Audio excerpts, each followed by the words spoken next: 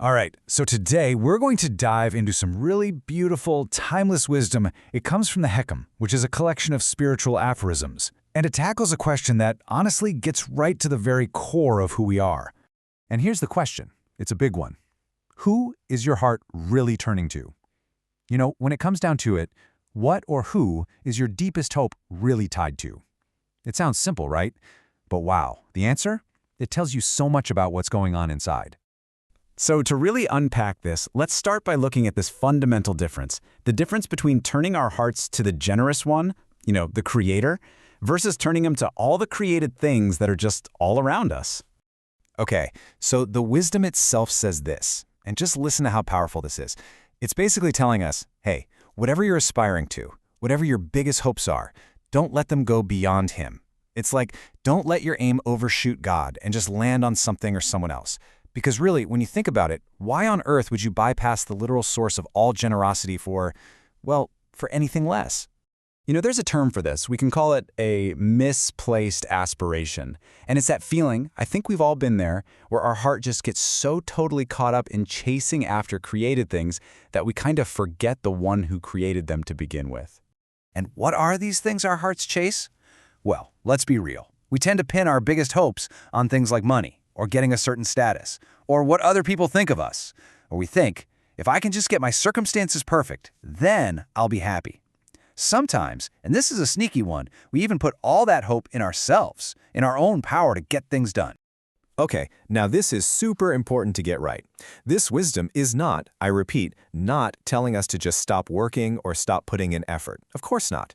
We have to live in the world, we have to take practical steps. The real question, the deeper question, is about what's going on inside.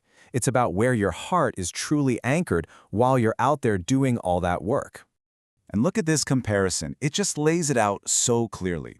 There are two completely different ways to live. On one hand, when your heart is with the Creator, you actually find peace. There's this inner knowledge that every single door is in God's hands, and that just makes you feel, grounded, secure. But then there's the other side. When your heart is only attached to the means, the job, the person, the perfect plan, you're always anxious. Why? Because you start to think the door itself is the source of everything, and that makes you restless and completely dependent on things that, let's face it, are never truly stable.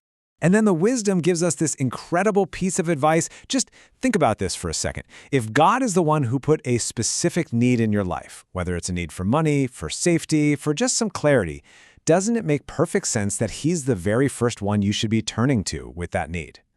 And hey, if you ever start to doubt that, if you're not sure, the wisdom invites us to just pause and look back. Look at your own life and honestly ask yourself, has God ever really given you anything but His goodness? Has He ever shown you anything but His favor? And when we actually take a moment to reflect, it's amazing, isn't it? We remember all those countless times we were taken care of, often in ways we could have never seen coming. Okay, so this next part, it brings us to this incredibly powerful metaphor for what happens when we get this whole thing wrong. It's the image of a mill, and it perfectly captures that cycle of restlessness that we can get trapped in. So here it is. The line is, do not travel from one created thing to another, or you will be like the donkey of the mill. Wow, what an image, right? It's all about motion, constant movement that gets you absolutely nowhere. And this is how that cycle actually plays out. It's so relatable. First, we pin all our hope on some new thing. Could be a new job, moving to a new city, a new relationship. Then we work for it, we strive, we move towards it, and we finally arrive. And yeah, for a little while, it feels good. But then that familiar feeling creeps back in. We realize our heart is still restless. So what do? We find another destination, another thing to chase, and we start the whole cycle all over again. We're just getting more and more tired, but never actually finding that real, lasting peace. Yep, that's the journey of the donkey at the mill. It's a horizontal journey, just moving from one temporary thing to another, always thinking, okay, maybe this next one will finally be it. But the wisdom tells us there's another way out of this cycle. The real journey, the one that leads to peace, isn't horizontal at all. It's vertical. It's about traveling from all of creation and turning straight to the Creator. And this whole idea is just so beautifully summed up in that famous hadith about migration, the hijra. It reminds us that the most important migration isn't about changing where you live. It's about changing the destination of your heart. So what happens then? What happens when we finally make this internal shift, this migration of the heart? What's the result? Well, this is where we discover what the heart's true wealth really is. And this right here is the game changer. When your heart truly migrates to God, your life on the outside might not change overnight. The bills are still there, the world keeps on spinning, but something deep, something profound happens on the inside. You begin to change. You start to feel calmer, more grounded. You're not so desperately attached to how things turn out because you have this deep trust that the outcome is in better hands than yours. You find yourself becoming more hopeful, more trusting in general. And that internal state of peace, that's the real wealth we've been talking about.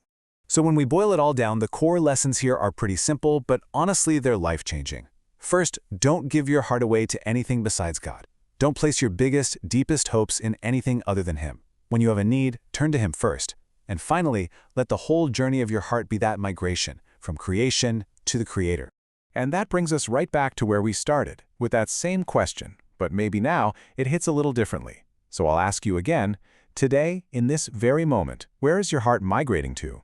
Is it still running in circles on that mill, or is it finally on the journey home?